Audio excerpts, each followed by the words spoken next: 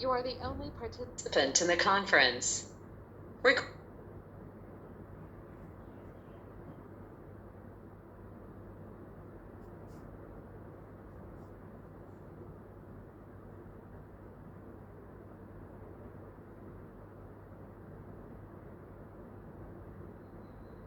There is one other participant in the conference. Recording did not start because your storage is full. Please log in and delete recordings or purchase more storage from your account. All participants are muted and they can unmute themselves. All participants are muted and they can unmute themselves. All participants are muted and they can unmute themselves.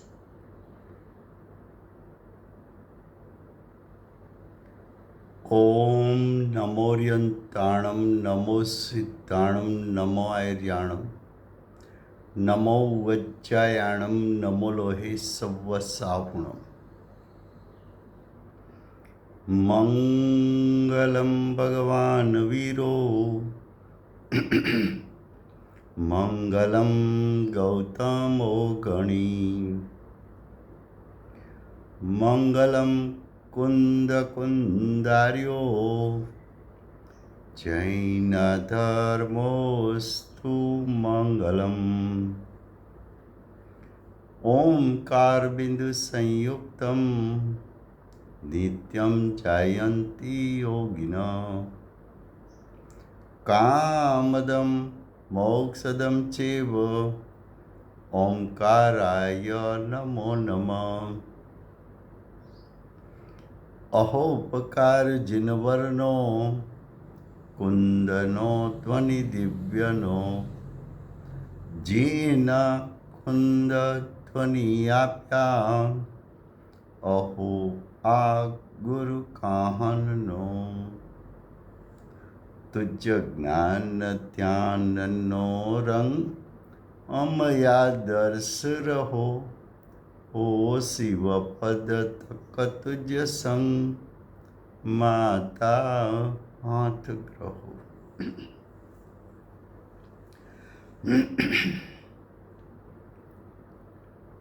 ये समयसार नाम का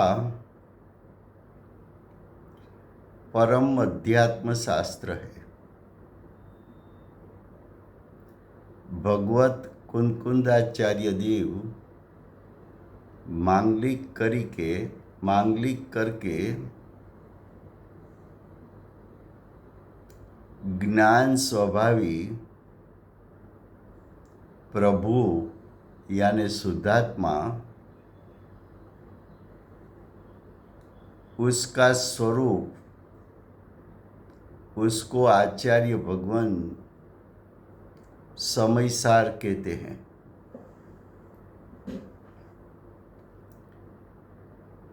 प्रभुत्व शक्ति से भरा हुआ, स्वतंत्रता से शोभायमान त्रिकाल शुद्धात्मा उसको आचार्य भगवान समयसार कहते हैं। ऐसे प्रभु स्वरूप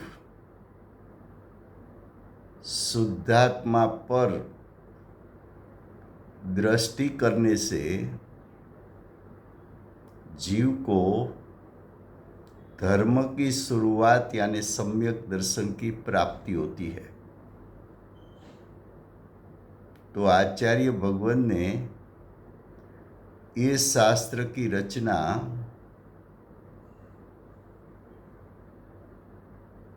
स्वतंत्रता से शोभायमान त्रिकाल शुद्धात्मा का स्वरूप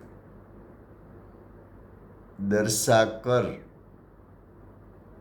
जीव सम्यक दर्शन की प्राप्ति करे, उस हेतु से इस शास्त्र की रचना की है। इस शास्त्र में कर्ता कर्म अधिकार चलता है। कर्ता कर्म अधिकार में गाथा 132 से 36 चलती है। गाथा 132 से 36 उसका विषय है कि अज्ञानमयी परिणाम में से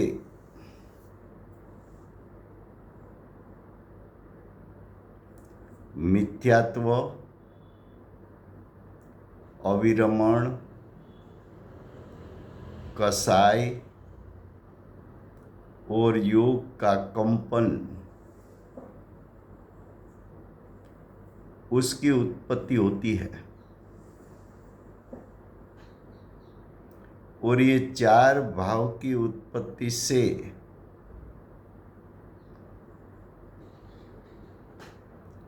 कर्मण वर्गणा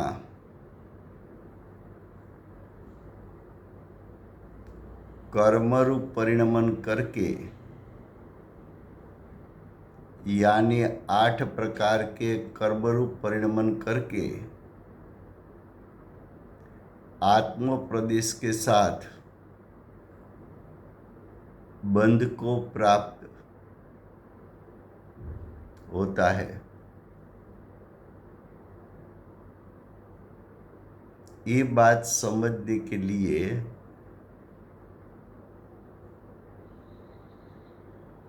जीव और कर्म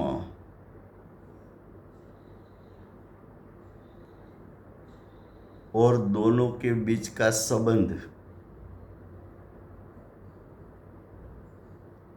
उसकी प्राथमिक भूमिका प्रथम समझने की आवश्यकता है।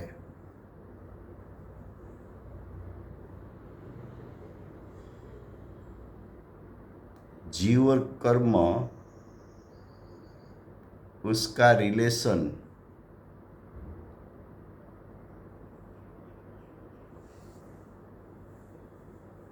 कैसे होता है? तो सबसे पहला प्रश्न ये है कि जीव है कि नहीं है।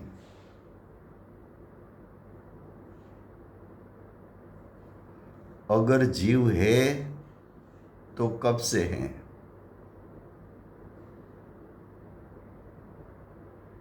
तो कि तुझे जो प्रश्न हुआ जीव है कि नहीं है, ऐसा प्रश्न जिस सत्ता में उत्पन्न हुआ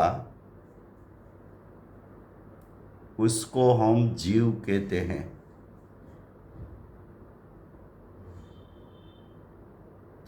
उसका अर्थ ये हुआ कि जीव वर्तमान में तो है,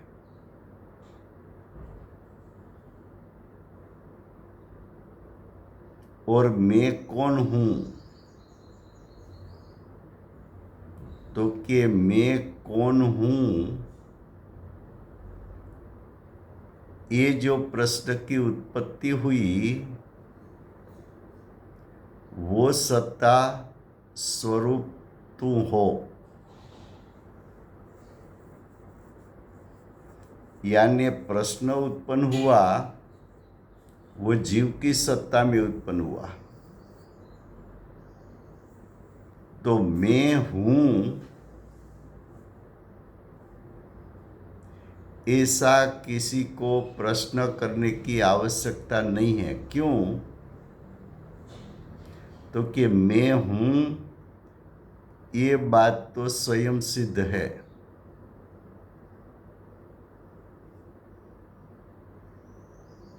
मैं हूं कि नहीं हूं ऐसा प्रश्न जहां होता है, जिस सत्ता में होता है वही मैं हूं, उसको जीव कहने में आता है।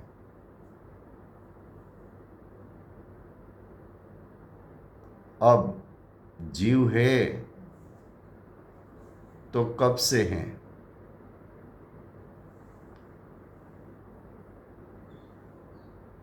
तो कि जीव का जन्म हुआ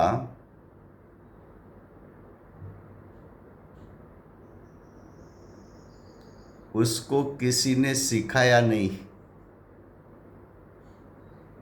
कि कड़ी दवा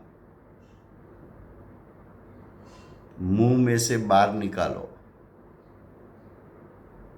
और ग्लूकोज का पानी पी जाओ।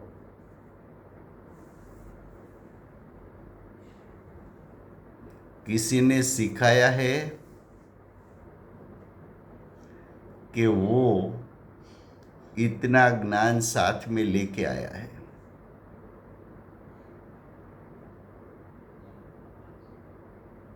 तो कि इतना ज्ञान साथ में लेके आया है, उसका अर्थ ये कि ये जीव पूर्व भव में कहीं था।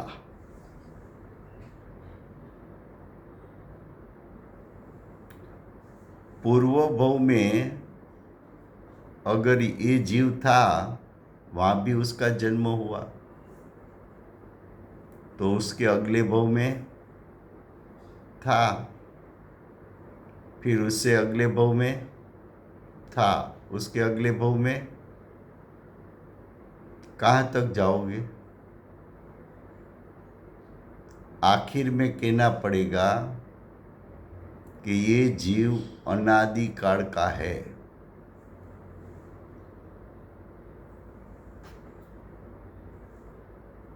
तो जीव है और अनादि काल का है।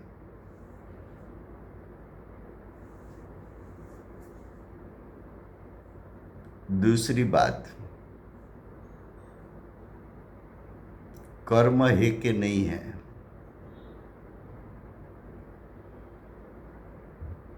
तो कि इंद्रिय ज्ञान में कर्म सिद्धा जानने में तो आता नहीं है।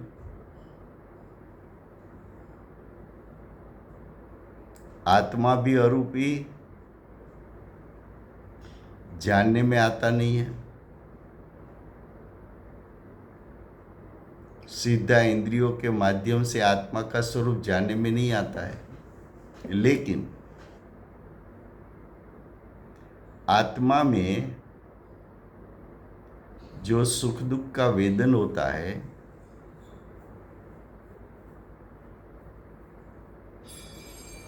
चाहे वो अज्ञानी हो कि ज्ञानी हो, सुख दुख का वेदन तो होता है।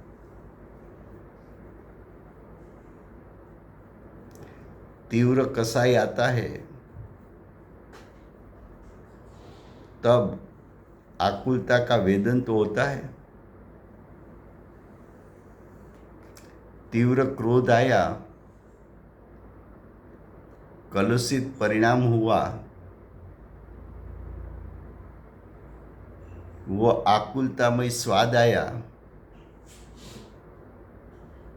वो दुख रूप लगता है। तो क्रोध भाव जिस सत्ता में उत्पन्न हुआ,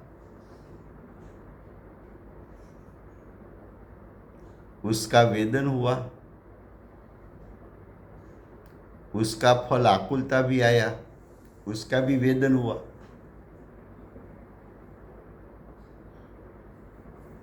और वो दुख रूप लगा। तो जीव अरूपी होते हुए भी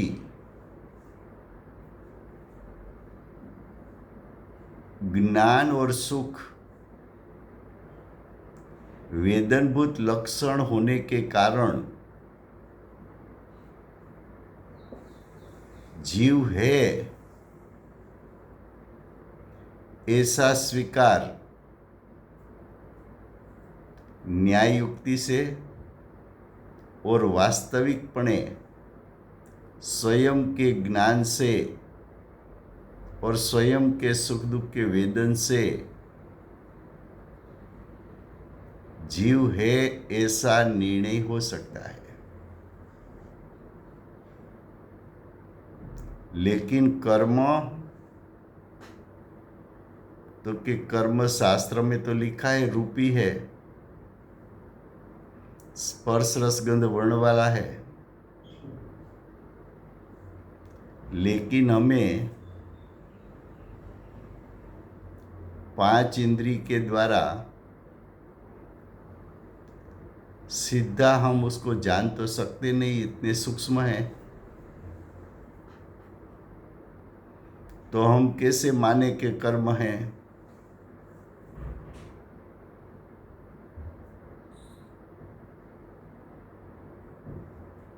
तो कि कर्म की विद्यमानता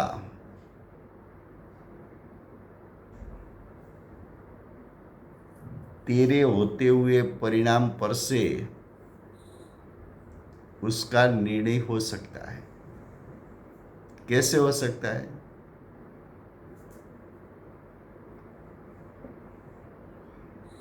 तो कि देख, अंध आदमी है, उसको वस्तु प्रत्यक्ष दिखती नहीं है, लेकिन अंध आदमी को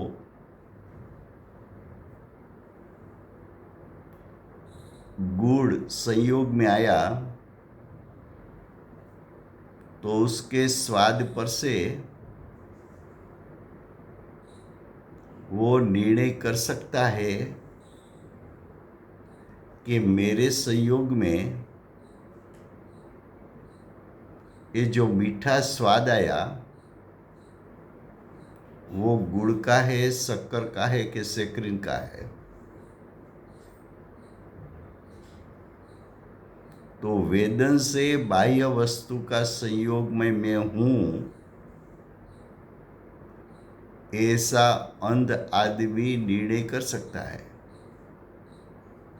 वस्तु दिखने में नहीं आती,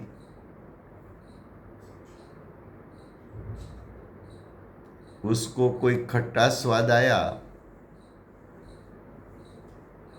तो ये नींबू का स्वाद है, नींबू के फूल का स्वाद है कि आम का स्वाद है कि अमली का स्वाद है, वो वेदन से बाह्य कौन सी चीज का संग में आया उसका निर्णय कर सकता है। प्रत्यक्ष चीज दिखती नहीं है। वैसी तरह अगर तू अज्ञानी भी है तो क्या है? तुझे क्रोध आया, तुझे राग आया,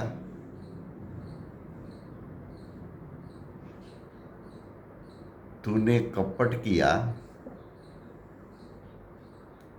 तो क्रोध का स्वाद, राग का स्वाद, कपट का स्वाद,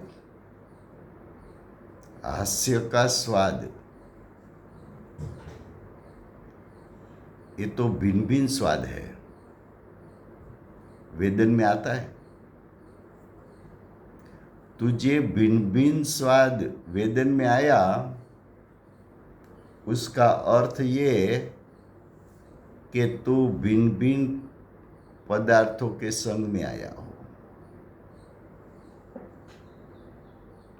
भले तुझे कर्म दिखते नहीं है, क्रोध कर्म उदय में है, उसके संग में आया तो क्रोध का स्वाद, राग कर्म के उदय में राग का स्वाद,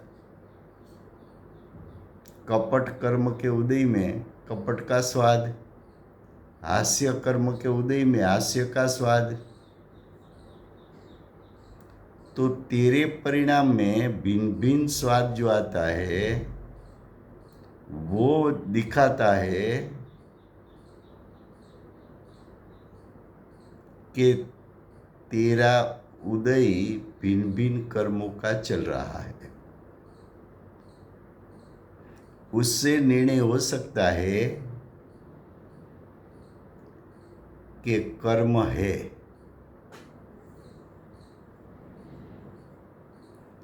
कर्म भी है और कर्म के संपर्क में भी तू आया है। खट्टा स्वाद क्या बताता है? तो कि अंध आदमी नींबू के संयोग में आया है, संपर्क में आया है। क्रोधमय आकुलता क्या दिखाता है? तो कि क्रोध कर्म के संयोग में, क्रोध कर्म के संपर्क में तू आया है। ख्याल में आता है? तो आत्मा भी है, कर्म भी है। अब આત્મા और કર્મ है। રાજુભાઈ, ગઈકાલે તમે કે કહેતા હતા કે થોડું ગુજરાતીમાં પાછું ગઈકાલનું લેવાનું હતું. હા, એટલે એનું છે ને, આ ચાલી જાય ને વિષય, પછી એનું અનુસંધાન મળશે. Okay okay okay, thank you thank you thank you. Sorry disturb હા કર્યું, સોરી. હા.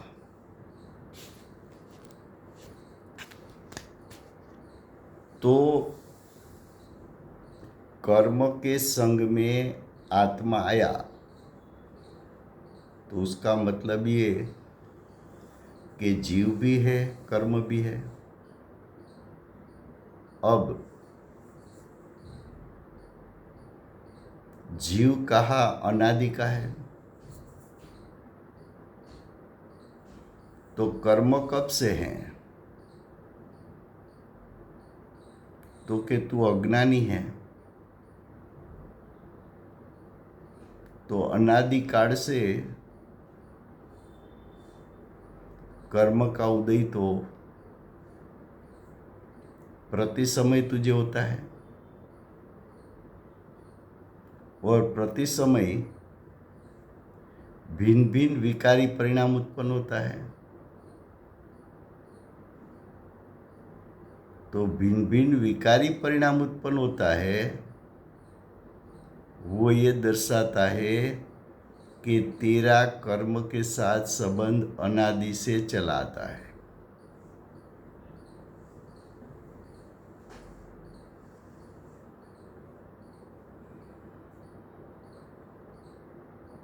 तो कि जीव और कर्म दोनों है और दोनों अनादि से हैं।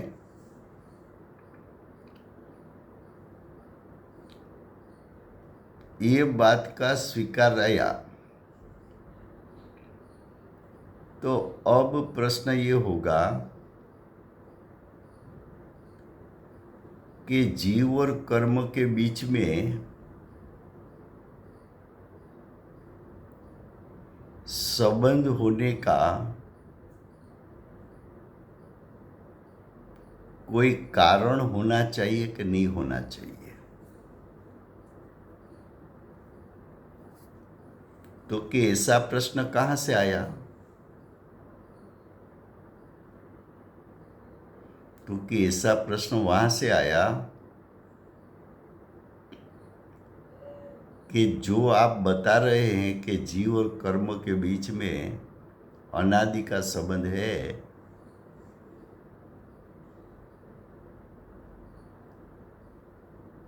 तो दूसरे 4 द्रव्य भी विश्व में हैं, धर्म, अधर्म, आकाश, काल। तो जीव को कर्म के साथ ऐसा संबंध है,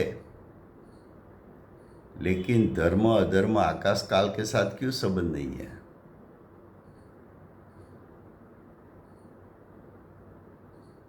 और दूसरा प्रश्न, कर्म को जीव के साथ संबंध है, लेकिन कर्म को धर्म, अधर्म, आकाश, काल के साथ संबंध क्यों नहीं है?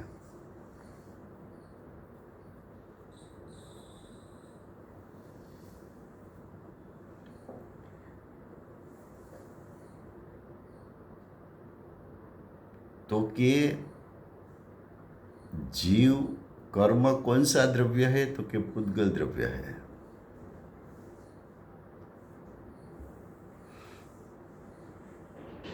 तो कि 6 द्रव्यों में से जीव और पुद्गल दो में ही वैभाविक शक्ति है,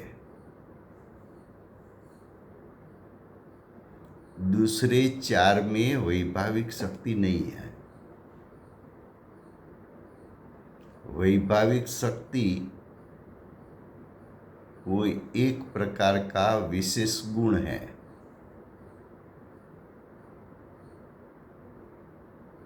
और ये गुण सिर्फ जीव पुद्गल में होता है।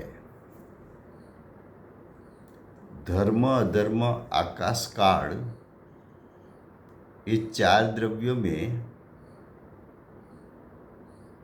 वैभाविक शक्ति नाम का गुण नहीं है। ये गुण नहीं है उसमें, इसलिए जीव और कर्म में एक दूसरे के साथ जिस प्रकार का संबंध है, ऐसा संबंध वैभाविक शक्ति के कारण है। पर जिसमें वैभाविक शक्ति न हो, धर्म, अधर्म, आकाश, काल में वैभाविक शक्ति नहीं है, इसलिए आत्मा का कर्म के साथ जैसा संबंध है, वैसा संबंध आत्मा को धर्म, अधर्म, आकाश, काल के साथ नहीं है।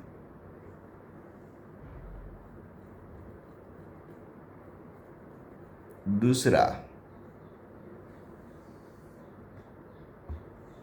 कर्म में वैभाविक शक्ति है,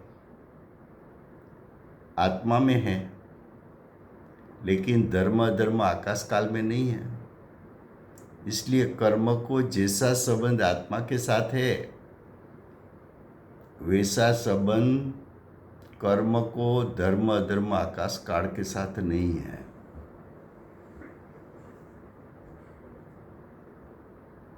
तो कि कैसा संबंध? तो कि जीव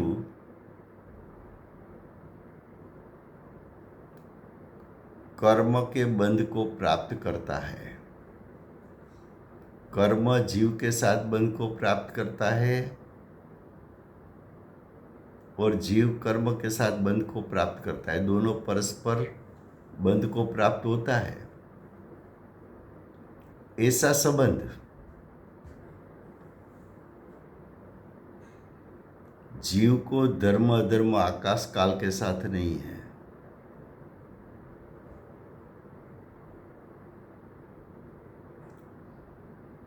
कर्म जीव के साथ बंध को प्राप्त होता है, ऐसा कर्म का संबंध जीव के साथ है, वैसा संबंध धर्म, अधर्म, आकाश, काल के साथ नहीं है।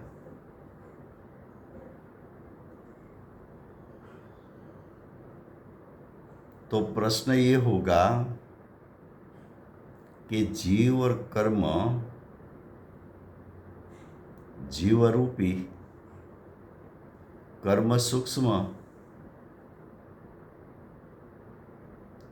वैभाविक शक्ति वो भी सूक्ष्म, ये सब हमारे इंद्रिय ज्ञान में ग्रहण तो हो नहीं सकता। तो हम कैसे माने कि जीव और कर्म के बीच में बंध है, कर्म का जीव के साथ बंध है?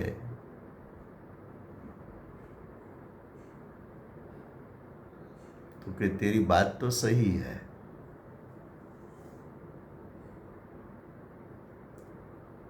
लेकिन ध्यान से सुन।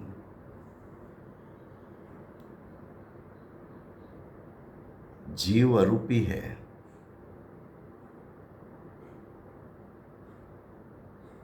वो बात सही है। उसके गुण भी सूक्ष्म है, अरूपी है, वो भी बात सही है।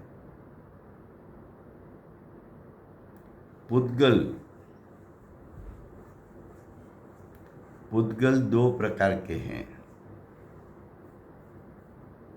सूक्ष्म स्कंद भी है और स्थूल स्कंद भी है। सूक्ष्म स्कंद तेरे ज्ञान में, इंद्रिय ज्ञान में जानने में नहीं आता है, लेकिन स्थूल स्कंद, ये टेबल है, ये चेयर है, ये बेड है, ये जिन मंदिर है, ये तुझे जानने में आता है, वो सब स्थूल स्कंद है।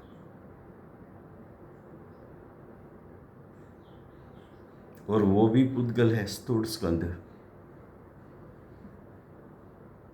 जैसा टेबल जानने में आता है, वैसा शरीर भी तुझे जानने में आता है।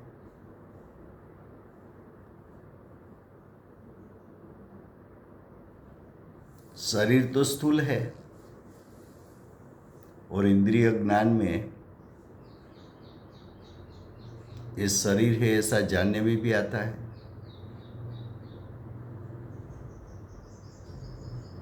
तो ये शरीर के साथ जीव बंधा हुआ है कि नहीं है,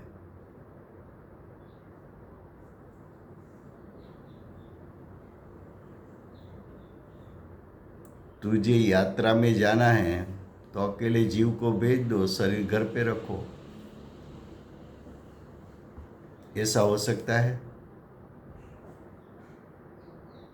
क्यों नहीं हो सकता?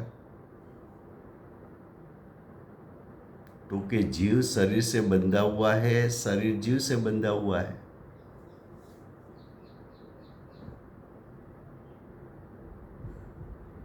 ये दोनों है और बंधा हुआ है, कैसे मालूम पड़ेगा? तो कि मरण होता है तो जीव इसमें से चला जाता है, शरीर यहाँ रहता है। उसका अर्थ जीव अंदर था तब शरीर के साथ बंधा हुआ था। वहाँ जीव जाएगा जहाँ, वहाँ शरीर साथ में, और शरीर जहाँ जाएगा वहाँ जीव साथ में। वो बंध को छोड़ नहीं सकते। तो जीव शरीर बंधा हुआ है तो शरीर तो पुद्गल है। अगर जीव स्थूल पुद्गल यानी शरीर के साथ बंध को प्राप्त हो सकता है, तो न्याय युक्ति से सोच कि जीव सूक्ष्म पुद्गल स्कंधों के साथ बंध को प्राप्त हो सकता है कि नहीं हो सकता है? तो कि जरूर हो सकता है।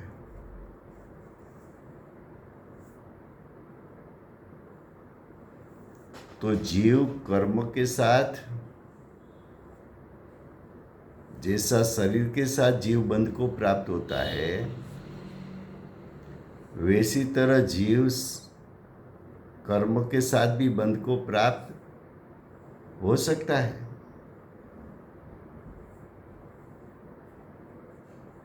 अगर जीव शरीर से बंध को प्राप्त हो सकता है तो जीव और शरीर का बंधन उसकी कोई प्रक्रिया होनी चाहिए।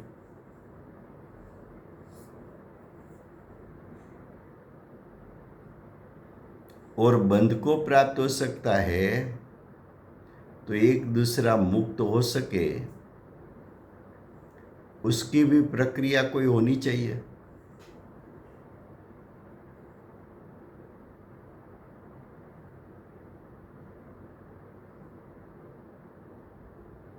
तो कि मरण हुआ, जीव ने देह को छोड़ दिया,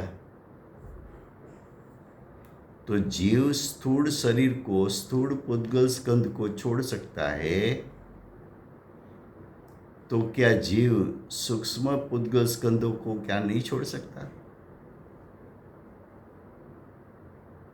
सूक्ष्म पुद्गल स्कंद यानी कर्म,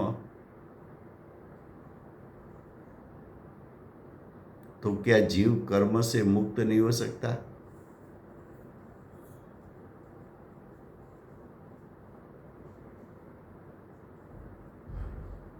तो कि जीव कर्म के साथ बंध को प्राप्त होता है,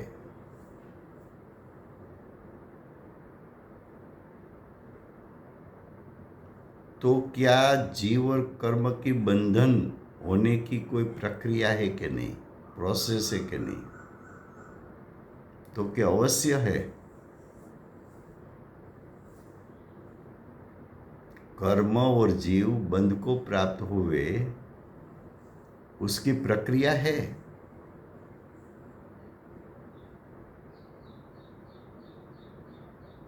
अगर बंध की प्रक्रिया है तो मुक्त होने की प्रक्रिया होना चाहिए कि नहीं होना चाहिए? तो कि बंध की प्रक्रिया है तो मुक्ति की प्रक्रिया होनी चाहिए। प्रक्रिया है छूटने की, तो जीव कर्म से मुक्त होकर मोक्ष की प्राप्ति कर सकता है कि नहीं कर सकता है? तो कि जरूर कर सकता है। न्याय युक्ति मालूम में आती है।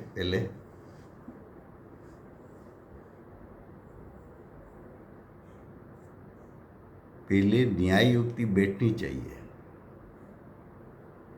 कि जीव भी है, कर्म भी है।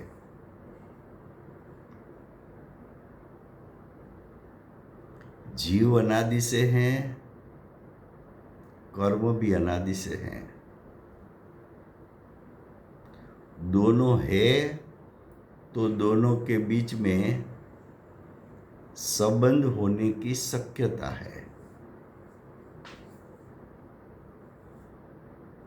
दोनों के बीच में संबंध होने की पॉसिबिलिटी है। अगर दोनों के बीच में संबंध होता है तो दोनों में ऐसा कौन सा कारण है कि वो दोनों संबंध में आ सकते हैं?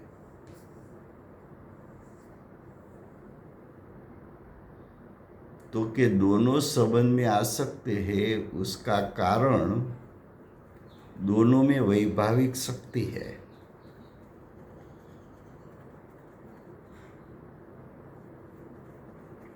ये वैभाविक शक्ति क्या है उसका स्वरूप भी हम बताएंगे।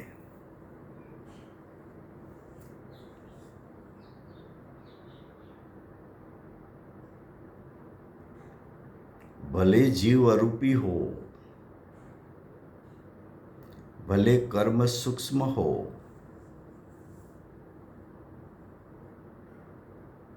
भले अरूपी जीव इंद्रिय ज्ञान के माध्यम से जान नहीं सकते, सूक्ष्म कर्म इंद्रिय ज्ञान के माध्यम से जान नहीं सकते, लेकिन कर्म है तो पुद्गल, भले सूक्ष्म हो। और शरीर भी है तो पुद्गल, वो स्थूल हो। तो स्थूल शरीर और जीव उसका वर्तमान में बंध तो दिखने में आता है। मनुष्य का शरीर और जीव परस्पर बंधे हुए हैं। तो जीव और शरीर में ऐसी योग्यता होनी चाहिए कि दोनों एक दूसरे के साथ बंध को प्राप्त होवे।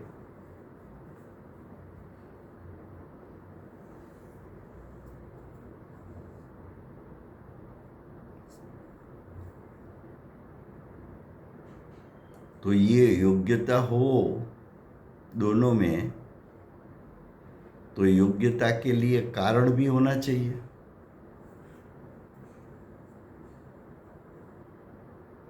ऐसा जीव और कर्म में क्या है कि दोनों ही बंध को प्राप्त होता है? जीव क्यों धर्म अधर्म आकाश काल के साथ बंध को प्राप्त नहीं होता?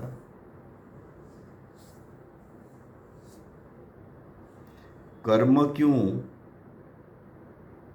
जीव के अलावा दूसरे द्रव्य को चिपकता नहीं है?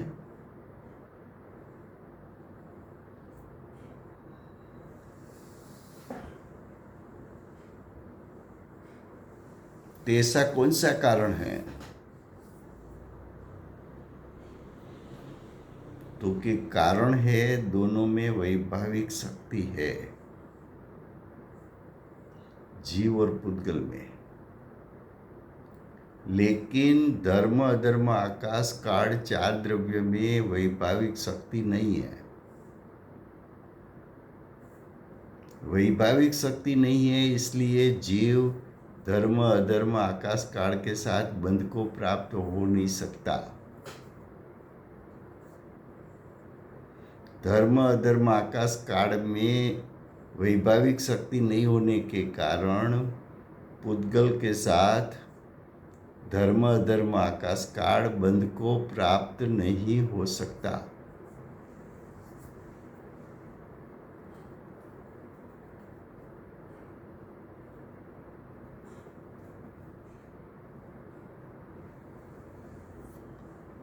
तो जीव स्थूल शरीर के साथ बंध को प्राप्त हो सकता है, तो न्याय युक्ति से कह सकते हो कि जीव सूक्ष्म पुद्गलों यानी कर्मों उसके साथ को भी बंध को प्राप्त हो सकता है। बंध को प्राप्त होता है तो बंद होने की प्रक्रिया होनी चाहिए। तो बंद होने की प्रोसेस क्या है, प्रक्रिया क्या है?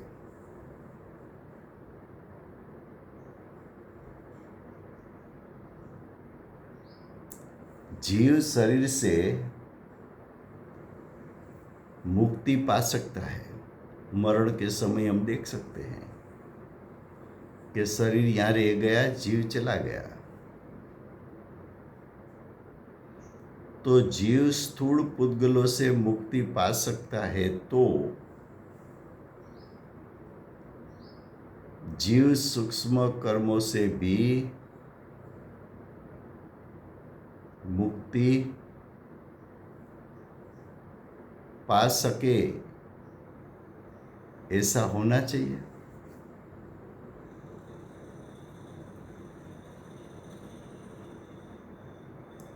अगर जीव और कर्म के बंध की प्रक्रिया है, तो जीव और कर्म छूटने की भी प्रक्रिया होनी चाहिए।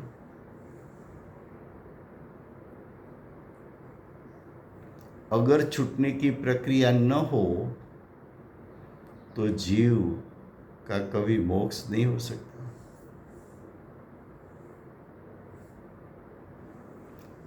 ये सब न्याय पहले ख्याल में आता है। अब वैभाविक शक्ति का क्या रोल है? वैभाविक शक्ति क्या है? तो कि वैभाविक शक्ति द्रव्य है, गुण है कि पर्याय है?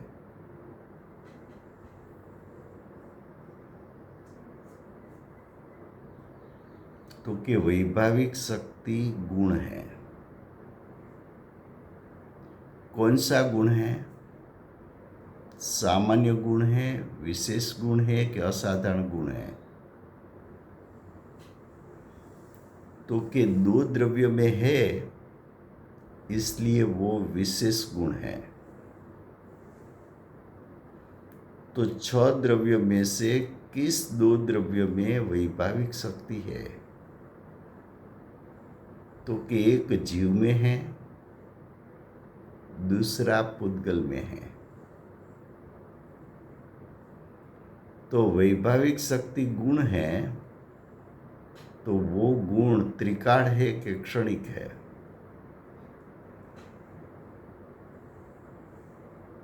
तो कि वो गुण त्रिकाल है।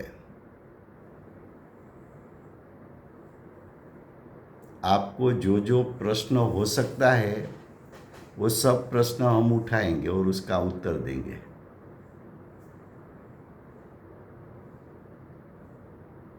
तो कि वैभाविक शक्ति क्या है? द्रव्य गुण पर्याय। तो कि गुण है। गुण 3 प्रकार का है, सामान्य, विशेष, असाधारण। तो वैभाविक शक्ति कौन सा गुण है? तो कि विशेष गुण है। ये वैभाविक शक्ति विशेष गुण है तो कितने द्रव्य में है? तो कि 6 में से सिर्फ 2 द्रव्य में है। कौन से 2 द्रव्य में है? तो कि जीव पुद्गल में।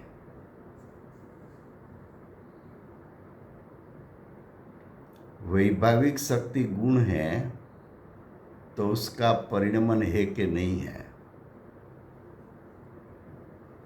तो कि गुण होता है, उसका परिणमन अनादि से अनंत काल होता ही है।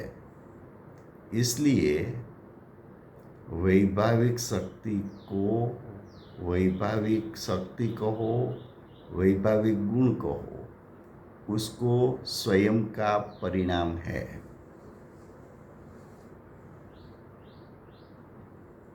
वैभाविक शक्ति जीव के सर्व क्षेत्र में व्यापी हुई है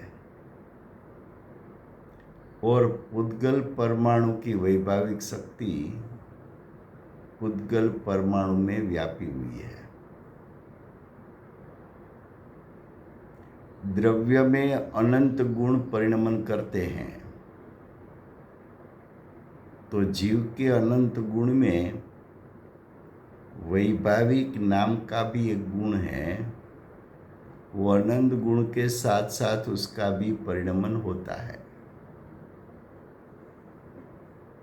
और पुद्गल में भी अनंत गुण है, उसके अनंत गुण में एक वैभाविक नाम का गुण है, उसका भी परिणमन होता है। कब होता है परिणमन? तो कि अनादि से अनंत काल प्रत्येक समय परिणाम होता है। तो अब प्रश्न ये आएगा कि वैभाविक शक्ति में परिणमन किस प्रकार का होता है? तो कि वैभाविक शक्ति में 2 प्रकार का परिणमन हो सकता है। कौन से 2 प्रकार का? तो कि वैभाविक शक्ति का शुद्ध परिणमन भी हो सकता है और तो कि एक शुद्ध परिणाम भी हो सकता है, दूसरा नैमित्तिक परिणाम भी हो सकता है।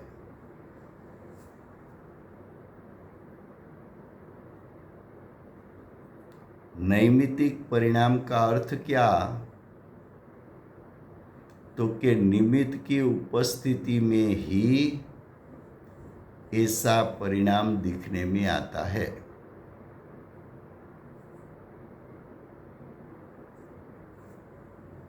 तो वैभाविक शक्ति की विशेषता शुद्धता रूप परिणमन करना, लेकिन विशेषता क्या? नैमित्तिक परिणाम रूप परिणमन करना। तो कि नैमित्तिक रूप परिणमन करना, उसका अर्थ क्या? तो कि नैमित्तिक परिणाम उसको कहते हैं कि निमित्त की उपस्थिति में ही होता है।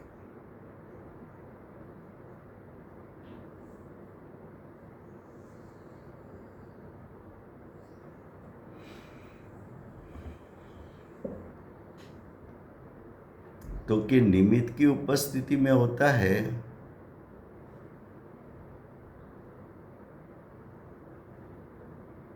उसका अर्थ क्या? तो कि कर्म का उदय निमित्त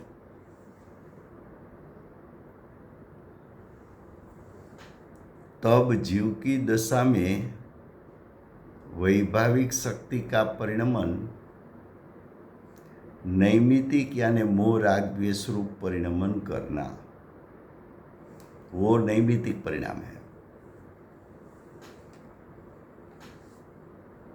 तो स्वभाव से विरुद्ध परिणमन कर सके ऐसी योग्यता कर्म की उपस्थिति में कर्म का निमित्त पाकर स्वभाव से विरुद्ध विभाव रूप परिणमन करने की योग्यता वो वैभाविक शक्ति के कारण है।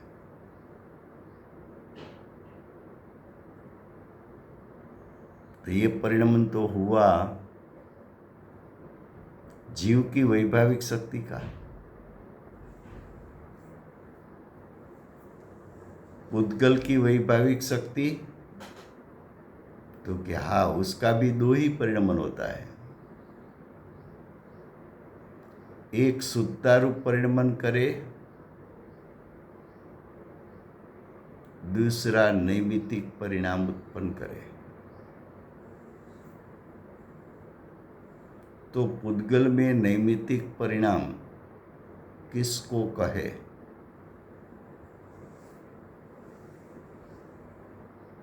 तो कि पुद्गल में भी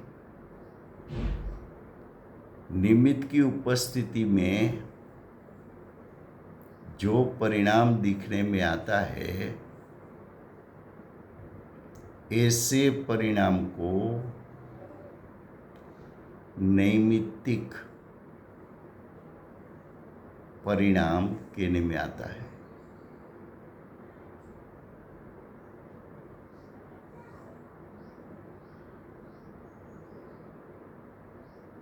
तो के पुद्गल को कौन निमित्त बनता है? तो के पुद्गल के अनेक प्रकार है, अनेक वर्गना है। उसमें से एक कार्बन वर्गना है। कार्बन वर्गना लोकाकाश के सर्व भाग में ठासोठास अनंती भरी हुई है और कार्बन वर्गना सब संसारी जीव के आत्म प्रदेश पर चिटके बिना वैसी ही पड़ी है।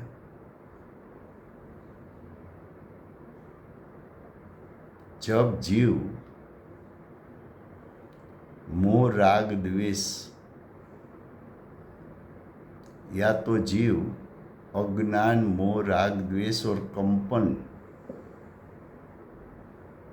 अपनी सत्ता में उत्पन्न करता है, वो परिणाम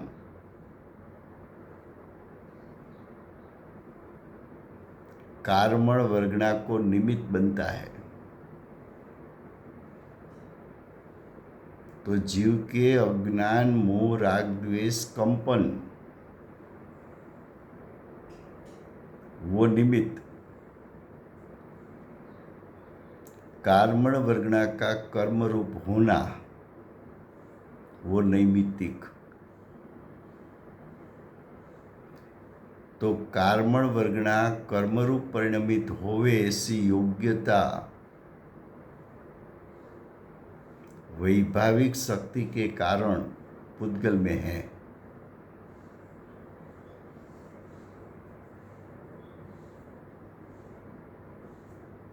तो वैभाविक शक्ति का कार्य एक शुद्ध, दूसरा नैमित्तिक।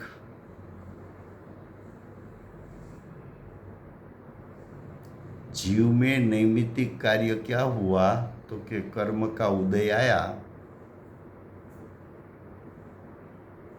उसमें जीव जुड़ता है तो जीव में ऐसी योग्यता है कि अज्ञान मोह राग द्वेष कंपन रूप परिणमन कर सकता है।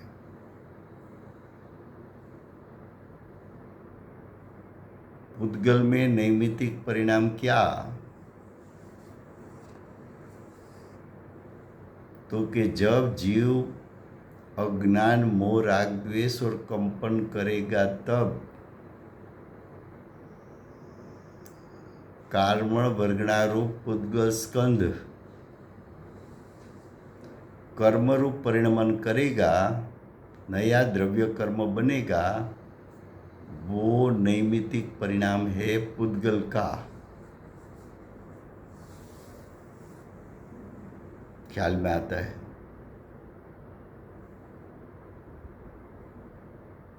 तो कि वैभाविक शक्ति के कारण दोनों में ऐसे नैमित्तिक परिणाम दिखने में आता है। ऐसा नैमित्तिक परिणाम धर्म अधर्म आकाश काल में नहीं हो सकता। क्यों नहीं हो सकता तो कि उसमें वैभाविक शक्ति नहीं है।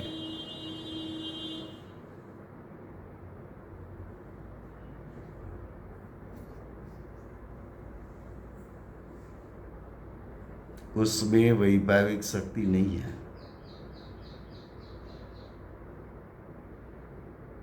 इसलिए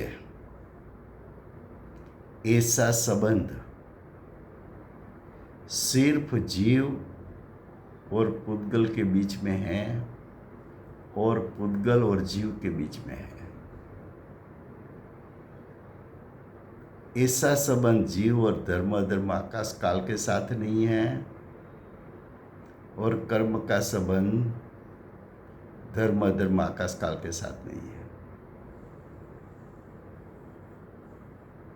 तो दोनों में वैभाविक शक्ति के कारण योग्यता है। अब कार्मण वर्गणा का कर्म रूप परिणमन होना और वो कर्म जीव के साथ चिटकना, उसकी प्रक्रिया क्या है?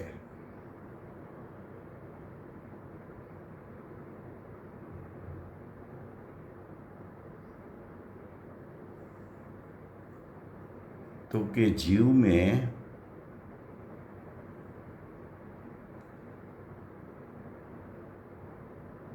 ऐसा कौन सा परिणाम उत्पन्न हुआ जिसके कारण, जिस परिणाम के कारण यानी उस परिणाम के निमित्त से कार्मण वर्गणा कर्मरूप परिणमित हुई और आत्मा के प्रदेश पर चिटक गई।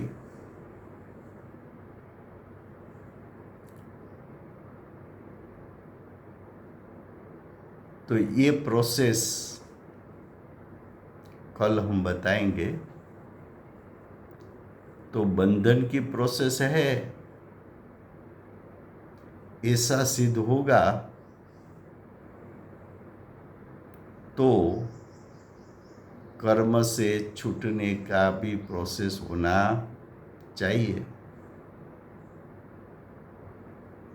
तो उसकी प्रोसेस क्या है छूटने की, वो भी कल दिखाएंगे।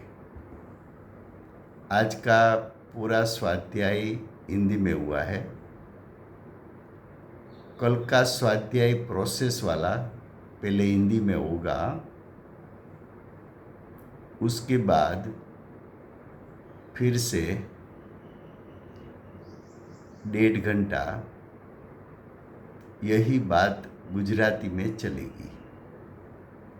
तो ये 132 और 136 गाथा है, उसकी भूमिका समझने के लिए ये सब बात समझना आवश्यक है।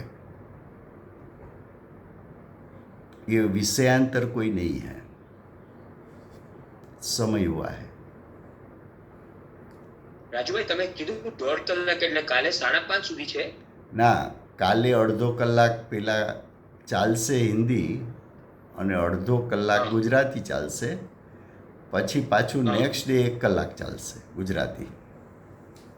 ઓકે ઓકે ઓકે સમજી ગયો. હા. Thank you thank you okay. Thank you. વર્તમાન ચોવીસીના આખરી તીર્થંકર બાલ બ્રહ્મચારી મહાવીર ભગવાનનો જય હો. મહાવિદ્ય ક્ષેત્રે બિરાજતા પ્રથમ તીર્થંકર ધર્મ ધુરંધર અનંત ચતુષ્ટયના ધારક દિવ્ય ધ્વનિના દાતાર શાસન ઉપકારી શ્રી સિમંદર ભગવાનનો જય હો. કડીકાળ સર્વજ્ઞ કેવળ જ્ઞાની તળેટીમાં બેઠેલા મહાસમર્થાચાર્ય ભગવત શ્રી કુંદકુંદાચાર્ય દેવનો જય હો. વર્તમાન કાળે સમ્યક દર્શનનું સ્વરૂપ સમજાવનાર તીર્થના નાયક, તીર્થના સ્થાપક, તીર્થના પ્રવર્તક પરમ કૃપાળુ શ્રી સદગુરુ દેવનો જય હો.